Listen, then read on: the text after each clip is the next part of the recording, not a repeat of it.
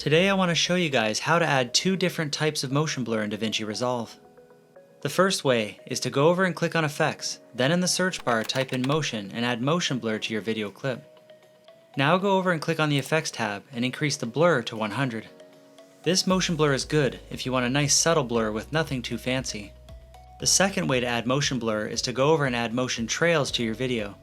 Motion trails will give you a very strong motion blur that's good for increased emphasis on a clip with heavy movement like this.